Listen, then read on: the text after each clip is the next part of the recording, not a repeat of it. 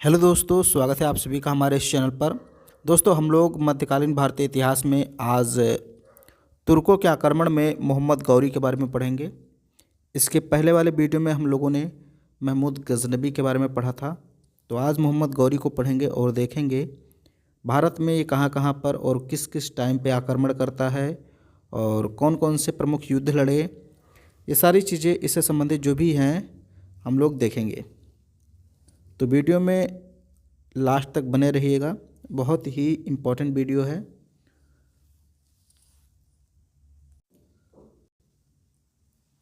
मोहम्मद गौरी, सबसे पहले नाम में थोड़ा कंफ्यूज मत होइएगा। इसका नाम है मोहम्मद गौरी और इसके पहले जो मैंने पढ़ा है वो था महमूद गजनबी। तो महमूद गजनबी था और ये मोहम्मद गौरी है। आप महमूद गौरी मत कहिएगा, इसको मोहम्मद गौरी है। इसका पूरा नाम था मुइजुद्दीन मोहम्मद बिन शाम। गौरी साम्राज्य का केंद्र उत्तरी पश्चिमी अफगानिस्तान में था। तो ये कहाँ का शासक था? ये गौर प्रांत का शासक था, गौर। और गौर कहाँ था? उत्तरी पश्चिमी अफगानिस्तान में था। वहीं पे गौरी साम्राज्य का केंद्र था और वहीं का यह शासक था। और किस वंश से संबंधित था? तो संसबानी वंश। इसके एक वंश का नाम आता है संसबानी वंश। पहले गौरी वंश के लोग बौद्ध धर्मावलंबी थे या मतावलंबी थे। जो गौरी वंश के यानी जहाँ आज गौर है, अफ़गानिस्तान का इलाका, वहाँ पे पहले बौद्ध धर्म के लोग रहते थे। बाद में उन्होंने इस्लाम धर्म को स्वीकार कर लिया। अब कुछ चीज़ें हम लोग यहाँ पे पढ़ते हैं जो इम्पोर्टेंट है। 1155 ईस्वी में गौर के एक शासक थे अलाउद्दीन हुसैन। इनका नाम याद रखना, 1155 ईस्वी की बात है। गौर के शासक, गौर कहाँ है? मैंने बताया भी, अफ़गानिस्तान में है। तो यहाँ के शासक थे अलाउद्दीन हुसैन। इन्होंने गजनबी पर आक्रमण करके उसे बुरी तरह लूटा और पूर्णतः जलाकर नष्ट कर दिया। इसलिए इनका नाम जहान सोज यानी विश्व को जलाने वाला पड़ गया। तो ये जो अलाउद्दीन हुसैन थे, इन्होंने किसको लूटा था? गजनी को। गजनी और गौरी, ठीक है, ये दो आक्रमणकारी भी थे। और गजनी और गौर, ये दो प्रांत भी थे अफ़गानिस्तान के। तो गौर प्रांत के जो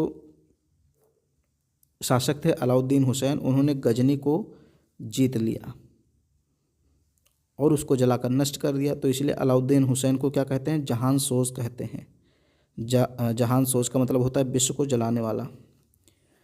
1163 ईस्वी में अलाउद्दीन हुसैन का एक चचेरा भाई था गियासुद्दीन, ये गौर का शासक बन जाता है।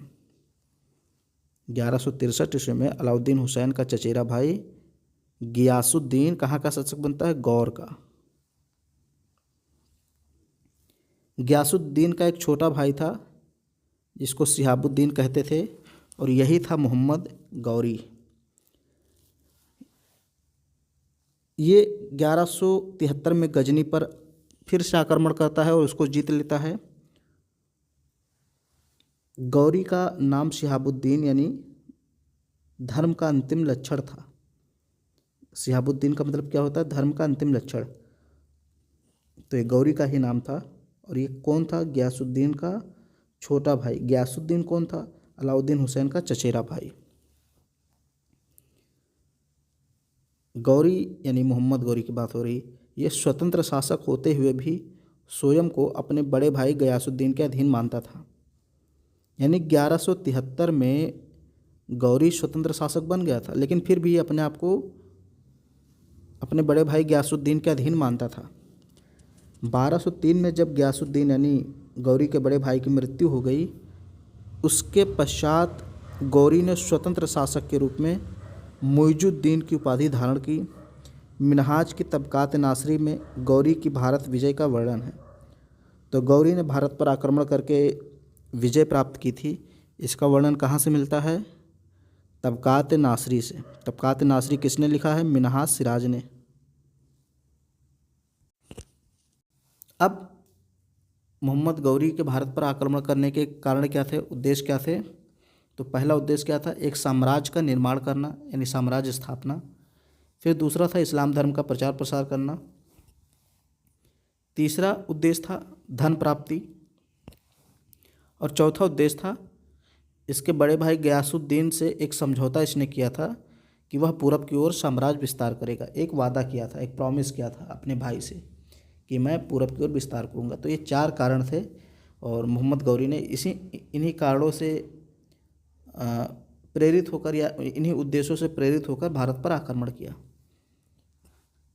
गौरी के आक्रमण के समय उत्तर पश्चिमी भारत में 3 स्वतंत्र मुस्लिम राज्य थे। यानी जब गौरी ने आक्रमण किया भारत पर, उस समय पाकिस्तान और अफ़गानिस्तान के इलाके में 3 प्रांत थे, तीनों मुस्लिम राज्य थे, स्वतंत्र थे। पहला था लाहौर में खुसरो शाह शासन कर रहा था।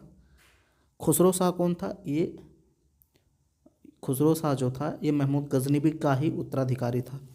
महमूद गजनबी का उत्तराधिकारी था। खुसरो शाह लाहौर में शासन कर रहा था। मुल्तान में करमाती मुसलमान शासन कर रहे थे।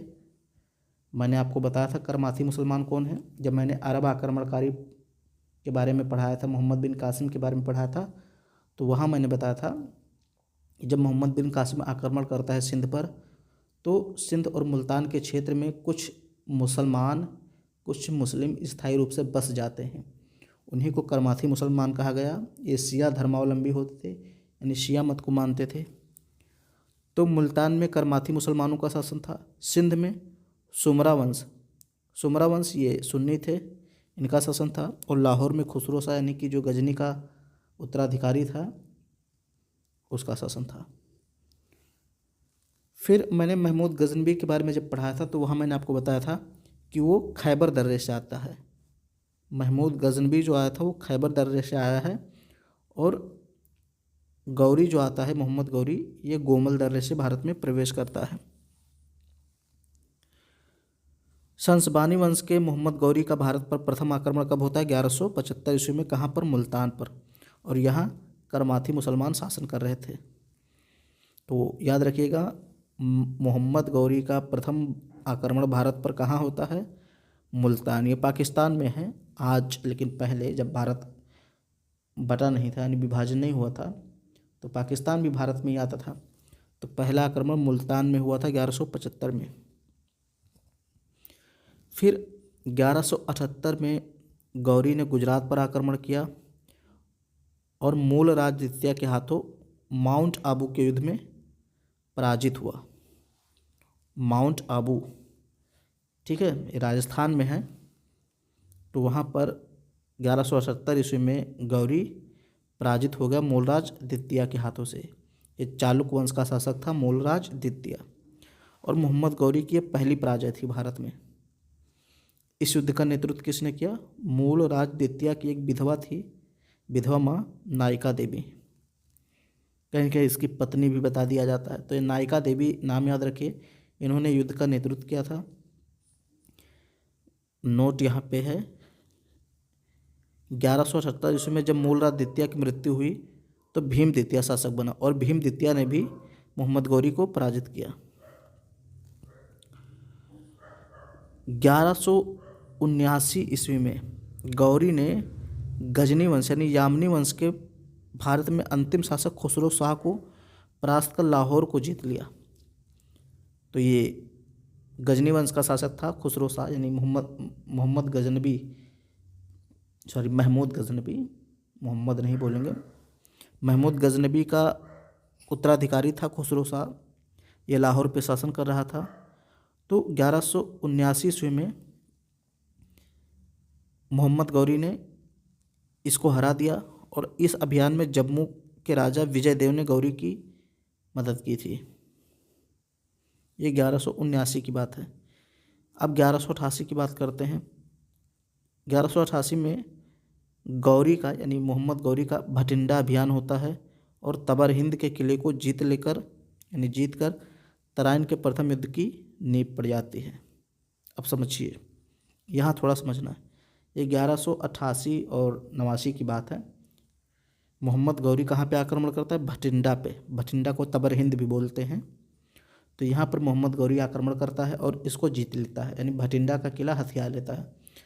अब इस भटिंडा को पृथ्वीराज चौहान, जो चौहान वंश का शासक था, वो इसको अपने अधीन मानता था। पृथ्वीराज चौहान है, जिसको पृथ्वीराज तृतीया भी कहते हैं, वो भटिंडा को अपने अधीन मानता था। और भटिंडा को जीत किसने लिया? गौरी ने। तो इसलिए अब भटिंडा के लिए दोनों राज्य, यानी कि एक तरफ मोहम्मद गौरी और एक तरफ पृथ्वीराज चौहान, दोनों लड़ेंगे। दोनों की युद्ध की जो पृष्ठभूमि थी वो तैयार हो गई थी। तो प्रथम युद्ध तराइन का होता है। तराइन कहाँ है? हरियाणा में। 1191 में ये प्रथम युद्ध होता है और इसमें पृथ्वीराज चौहान, या जिसको पृथ्वीराज तृतीया भी कहते हैं, पृथ्वीराज चौहान भी कहते हैं और कहीं कहीं राय पिथौरा भी कहते हैं। तो पृथ्वीराज तृतीया ने गौरी को परास्त कर दिया। किसी तरह गौरी अपनी जान बचाकर मैदान से भागा। तराइन के दूसरे युद्ध में मोहम्मद गौरी ने किवाम उल मुल्क नामक दूत को पृथ्वीराज चौहान के पास गौरी की अधीनता स्वीकार करने के लिए भेजा था। यानी जब तराइन का दूसरा युद्ध हुआ उसके कुछ समय पहले ही कहा जाता है कि मोहम्मद गौरी ने एक दूत भेजा था जिसका नाम था किवाम उल मुल्क। ये दूत पृथ्वीराज चौहान के पास आया था और इसने कहा पृथ्वीराज चौहान से कि आप मोहम्मद गौरी की अधीनता स्वीकार कर लीजिए। तो पृथ्वीराज चौहान बहुत नाराज़ हुए और इससे जो है युद्ध की संभावना फिर से बन गई और दूसरा युद्ध होता है 1192 में तराइन के ही मैदान में। और इसमें जो है पृथ्वीराज चौहान पराजित हो जाता है, मोहम्मद गौरी जीत जाता है। पृथ्वीराज तृतीया का सेनापति खांडे राव था जिसने तराइन के युद्ध में सेना का नेतृत्व किया। हसन निजामी ने ताजुल मासिर में लिखा है कि पृथ्वीराज को कैद कर अजमेर में ले जाया गया, जहां उसने गौरी के अधीनस्थ कुछ वर्षों तक शासन किया। मतलब ये हसन निजामी अपने ग्रंथ ताजुल मासिर में लिखता है कि पृथ्वीराज को कैद करके अजमेर ले जाया गया और वहाँ पर अजमेर में पृथ्वीराज चौहान कुछ वर्षों तक मोहम्मद गौरी के अधीन शासन करता है।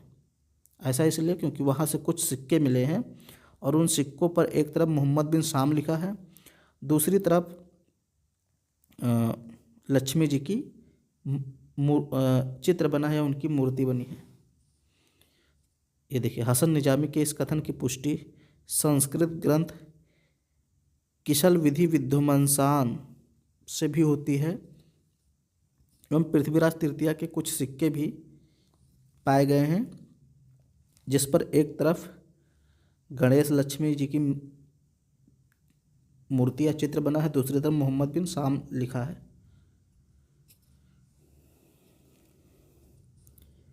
मिन्हाज सिराज कहता है कि पृथ्वीराज चौहान की मृत्यु सिरसा में हुई थी। चंदवर दाई जो कहता है, पृथ्वीराज रासों का रचयिता था चंदवर दाई और ये पृथ्वीराज चौहान का दरबारी कवि था। ये कहता है कि पृथ्वीराज को कैद करके गजनी ले जाया गया और वहाँ गौरी की हत्या के अपराध में उसका वध कर दिया गया। अब इसके पीछे कहानी ये है कि पृथ्वीराज चौहान को कैद करके गजनी ले गया, मोहम्मद गौरी जो था वो कहाँ ले गया? गजनी, और वहाँ पे कैद में डाल दिया पृथ्वीराज चौहान को।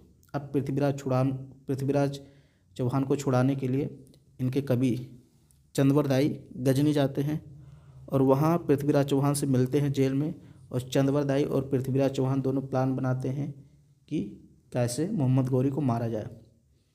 तभी एक प्रतियोगिता का आयोजन होता है और मोहम्मद गौरी वो प्रतियोगिता देखने के लिए जाता है। तो चंदवर दाई मोहम्मद गौरी से कहता है कि मतलब पृथ्वीराज चौहान की आंखें पहले ही मोहम्मद गौरी ने फुड़वा दी थी, अंधा करवा दिया था।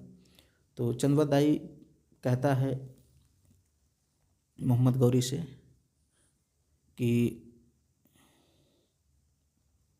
हमारे जो शासक हैं पृथ्वीराज चौहान, ये भी इस प्रतियोगिता में भाग लेना चाहते हैं। तो मोहम्मद गौरी ने पूछा कि आपके जो शासक हैं पृथ्वीराज चौहान, उनकी तो दोनों आंखें ही अंधी हैं, वो क्या करेंगे?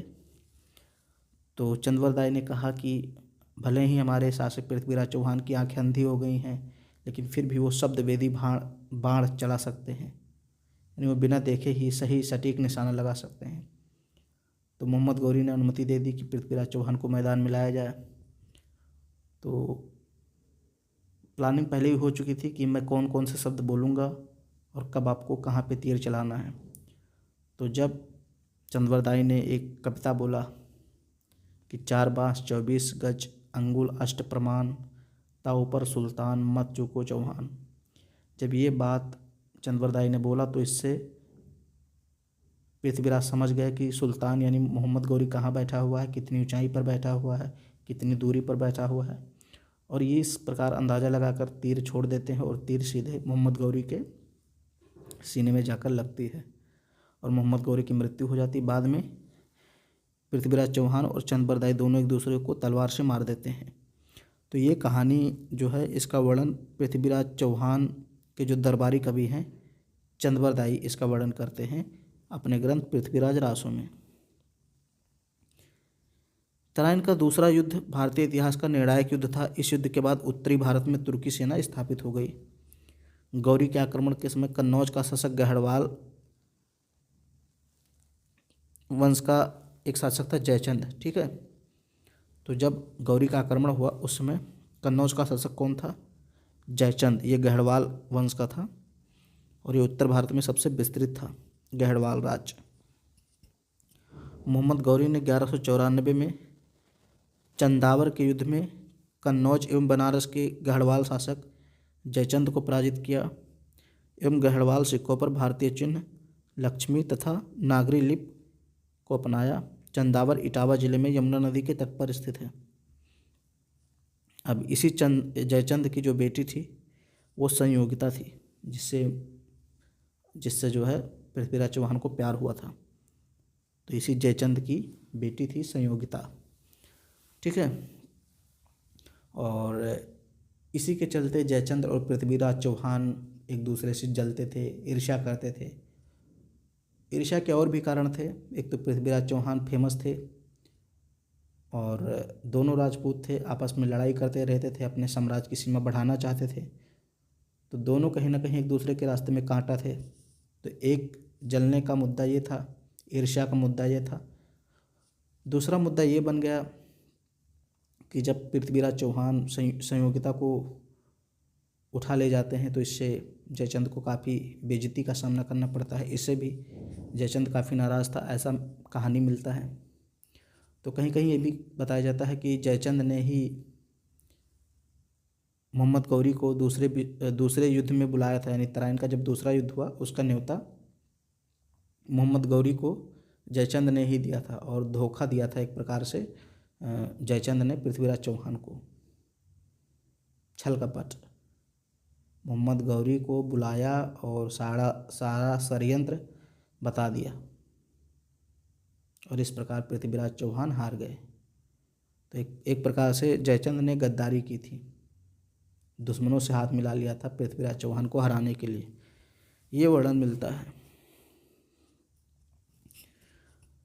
फिर जो है क्या होता है, वही चीज़ होती है कि भाई पृथ्वीराज चौहान की मृत्यु हो जाती है। कैसे हुई, कहाँ हुई, इसकी अलग अलग कहानियाँ मैंने आपको बताई, लेकिन कुल मिलाकर उनकी मृत्यु होती है और भारत में मुस्लिम सत्ता की स्थापना हो जाती है। 1206 में पंजाब में खोखरों ने विद्रोह कर दिया। ये खोखर जनजाति थे, इन्होंने विद्रोह किया। गौरी ने अपने आखिरी अभियान में इल्तुतमिश के सहायता से, ये कुतुबुद्दीन ऐबक का दास था इल्तुतमिश, इनके सहयोग से खोखरों का कत्ल किया, यानी खोखरों का सफाया किया। इल्तुतमिश के शौर्य से प्रभावित होकर गौरी ने ऐबक से कहा कि, यानी ऐबक को आदेश दिया कि वह इल्तुतमिश को दासता से मुक्त कर दे। अतः दास इल्तुतमिश अपने स्वामी ऐबक से पहले ही दासता से मुक्त हो गया था। अब ये समझ लीजिए क्या है। देखिए ये है गौरी, शॉर्ट में लिखते हैं जी फॉर गौरी। अब गौरी का जो गुलाम है वो कौन है? कुतुबुद्दीन ऐबक, यानी के फॉर कुतुबुद्दीन ऐबक। और कुतुबुद्दीन ऐबक का गुलाम है इल्तुतमिश, आई। गौरी का गुलाम ऐबक और ऐबक का गुलाम इल्तुतमिश। तो इल्तुतमिश ने गौरी की मदद की, तो गौरी ने कुतुबुद्दीन ऐबक से कहा कि आप इल्तुतमिश को मुक्त कर दें दासता से, यानी स्वतंत्र कर दें। तो इल्तुतमिश स्वतंत्र हो गया, जबकि कुतुबुद्दीन अभी दास है किसका, गौरी का। तो वही चीज़ यहाँ पे लिखा हुआ है कि जो इल्तुतमिश था वो दास था और वो अपने स्वामी ऐबक से पहले ही दासता से मुक्त हो गया। ऐबक बाद में मुक्त होता है। मोहम्मद गौरी के सिक्कों पर एक तरफ कलमा खुदा होता था, दूसरी तरफ लक्ष्मी एवं नंदी की आकृति होती थी। कुछ सिक्कों के पृष्ठभाग पर देवनागरी में मोहम्मद बिन शाम लिखा होता था। इन सिक्कों को देहलीवाल सिक्के कहा जाता है। ये देहलीवाल सिक्के भारत में तुर्क विजय के समय प्रचलित थे। ऐबक ने कुव्वतुल इस्लाम मस्जिद बनवाने के लिए देहलीवाल सिक्कों में मजदूरों को भुगतान किया। 15 मार्च 1206 ईस्वी को दमयक नामक स्थान पर, ये सिंधु नदी के किनारे है, नमाज पढ़ते समय गौरी की हत्या कर दी गई।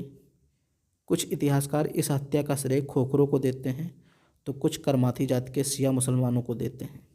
मतलब 1206 में मोहम्मद गौरी की मृत्यु हो गई दमयक नामक स्थान पर। अब मोहम्मद गौरी की कोई संतान नहीं थी, तो मोहम्मद गौरी ने जो भी साम्राज्य, जो भी क्षेत्र भारत में जीते थे, उन पर अब मोहम्मद गौरी के जो दास हैं वो शासन करेंगे। मोहम्मद गौरी के 3 दास थे, बहुत मुख्य दास थे, प्रमुख दास थे। 1206 में मोहम्मद गौरी की मृत्यु के बाद उसके गुलाम कुतुबुद्दीन ऐबक ने भारत में नए राजवंश की नींव डाली है, जिसे गुलाम वंश कहते हैं, और 1206 ईस्वी से ही दिल्ली सल्तनत की शुरुआत होती है। तो गौरी के 3 गुलाम थे। जैसे गजनी वाला जो इलाका था, यहाँ पे यलदौज शासन करने लगा। यलदौज एक गुलाम था गौरी का। तो यहाँ पे गजनी के आसपास क्षेत्रों में यलदौज शासन कर रहा था। मुल्तान और सिंध का जो इलाका था, यहाँ पे कुबाचा शासन कर रहा था। कुबाचा कौन था? ये भी था गौरी का गुलाम। और तीसरा गुलाम था गौरी का कुतुबुद्दीन ऐबक, जो दिल्ली और लाहौर पर शासन कर रहा था। तो दिल्ली में जो है गुलाम वंश की स्थापना करता है कुतुबुद्दीन ऐबक। ख्वाजा मोइनुद्दीन चिश्ती मोहम्मद गौरी के साथ 1192 में भारत आए और अजमेर में बस गए। फ़खरुद्दीन गाजी तथा निजामी उर्जू आदि कवि गौरी के दरबार में थे। भारत में सर्वप्रथम मोहम्मद गौरी ने इक्ता प्रथा चलाई, किंतु इल्तुतमिश ने इसे संस्था के रूप दिया, यानी संस्था का रूप दिया। कहने का मतलब सर्वप्रथम एकता व्यवस्था किसने लाया था? मोहम्मद गौरी ने। और कौन सा एकता किसको दिया था मोहम्मद गौरी ने? हाँसी का क्षेत्र एकता के रूप में कुतुबुद्दीन ऐबक को प्रदान किया था। हाँसी, झांसी नहीं, ठीक, ये हाँसी है। हाँसी का क्षेत्र एकता के रूप में मोहम्मद गौरी ने कुतुबुद्दीन ऐबक को दिया था। इसलिए कहते हैं सर्वप्रथम एकता प्रथा मोहम्मद गौरी ने शुरू की। बाद में इल्तुतमिश ने इसको और ज़्यादा व्यवस्थित किया। अब यहाँ थोड़ा दिल्ली के बारे में पढ़ लेते हैं कि दिल्ली की स्थापना किसने की। तो ऐतिहासिक दृष्टि से दिल्ली का संस्थापक अनंगपाल तोमर था। ये 11वीं सदी में इसको संस्थापक माना जाता है। अनंगपाल तोमर वंश का एक शासक था। तोमर वंश भी दिल्ली के आसपास शासन करता था और बाद में तोमरों को किसने हरा दिया? चौहान वंश ने। चौहान वंश के जो शासक थे बीसल देव चतुर्थ, उन्होंने जो है तोमरों को हरा दिया और अपने अधीन कर लिया। पृथ्वीराज रासु में दिल्ली को ढिल्ली या ढिल्लिस कहा गया है। 1276 में पालम बावली अभिलेख में दिल्ली का एक और नाम मिलता है, योगनीपुर। दिल्ली 1193 में भारत के गौरी साम्राज्य की राजधानी बनी। इससे पहले कुतुबुद्दीन ऐबक ने 1192 में दिल्ली के निकट इंद्रप्रस्थ को राजधानी बनाया था। तो दिल्ली के निकट इंद्रप्रस्थ को कुतुबुद्दीन ऐबक ने राजधानी बनाया था। लाहौर को भी राजधानी बनाया था। तो ये मोहम्मद गौरी के बारे में हम लोगों ने डिटेल में पढ़ लिया। वीडियो पसंद आए तो इसको लाइक शेयर सब्सक्राइब जरूर करें।